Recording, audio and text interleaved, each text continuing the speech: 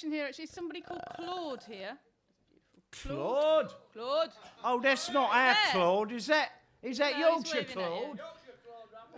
Yorkshire Claude comes to all the gigs. He's a proper chappy, right? So a round of applause.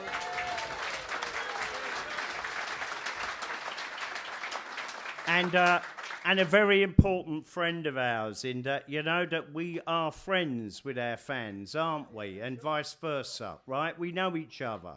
I love you, Claude. You should come up here and show them the tattoo on your back, ma'am. And back. Yeah. Come on, Claude. Come on, Claude. Come on now. Claude!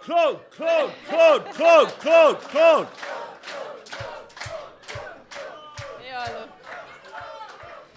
What's your memories of the 100 Club, the iconic place? Yeah, this.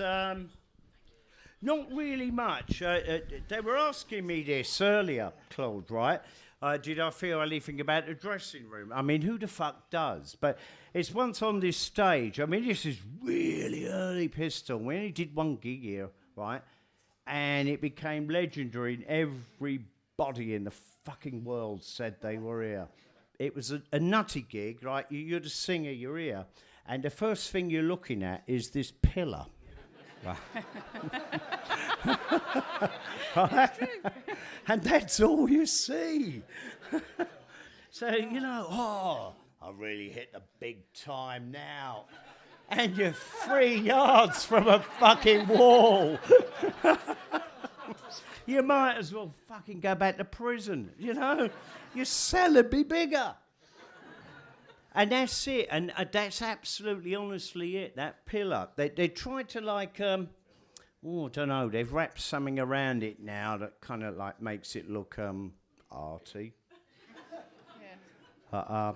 You know, there was a time, because we had no monitors then. This is an amazing thing too. I can actually hear what I'm saying up here, you know. In them days, no chance at all. And all them early Pistol gigs, I had no idea what I actually sounded like. What I imagined was quite different.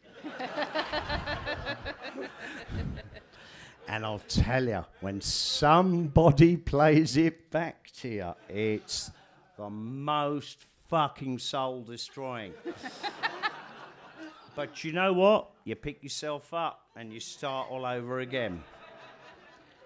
And that was a daily occurrence in the Pistols because there was no support from the band. They loved to say, you were worse than horrible. And they were right. Is Eamon Sylvester here? His question is, was punk just a lucky series of events?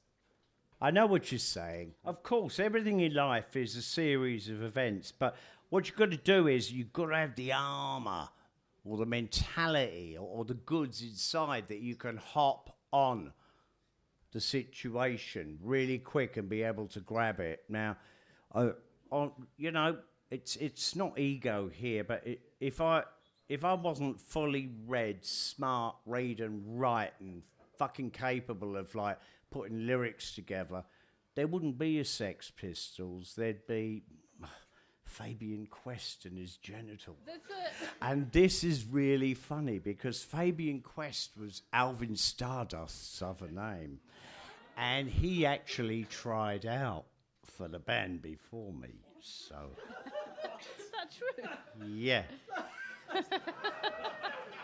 So all together now, coo, coo, I want your anarchy, choo.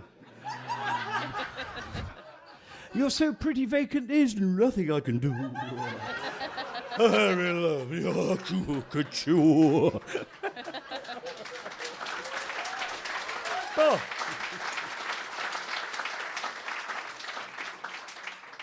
So look, I'm going to do, there's quite a few questions about certain people in the punk scene. A lot have come from Paul Kilby. Hello. Okay, first up, Johnny Thunders. A sentence on Johnny Thunders. Fucking junkie. Okay. He played the best 3-string lead guitar solo I think I've ever heard. Really, you know, he had no idea. But that was good, weren't it? But for me, the New York Dolls were already old-fashioned when they came, because we had glitter, didn't we? You know, I mean, come on. The English were far fucking further ahead playing with that transsexual fucking thing. You know, we had Sweet, Bowie, Marky Bolan, right? We had a lot going on. Even if you wanted Slade, you know? Everybody knew that was the tastiest guitarist in the world, that fuck, right? But can you explain that mullet? I love that hair. Okay, you ready? Next one. Viv Albertine. Oh, yes, her book. Yeah, it's oh, poor old Viv. You know this about me, I don't do gossip, right? And I never have anything bad to say about any woman ever, right? Because you should not. You should not do that to your fellow human beings, right? And so the pride and joy of her book was that she was in bed with Johnny Rotten and Sid Vicious, and we both didn't shag her. Yeah, kind of. Well, the bit I think that she was referring to. Now we're going to get the feminist approach. Yeah, here you are.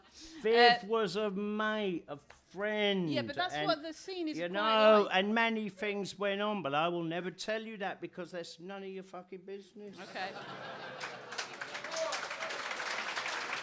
Okay. Next one. Susie You know, Sue. whatever we do. No, that is really important. Whatever we do in life, right? When we, like, you know, punk and all that, and we're all right.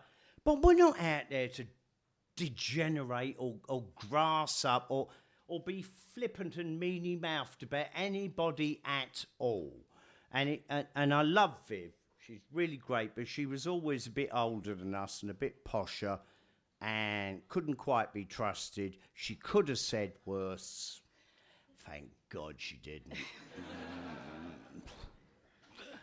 Okay, Susie Sue. Lovely girl, I suppose, but never a mate of mine, and that's all right and fine. The Banshees were like, oh, there's some great music that came out of that lot, but it really is all about Stephen King novels, and that's where my problem begins with them, right? They thrive on other people's efforts.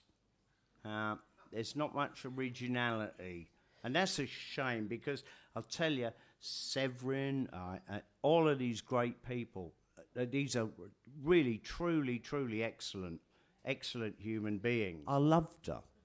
Really tough. They came to places like Paris with us and stood up for women in that most excellent way.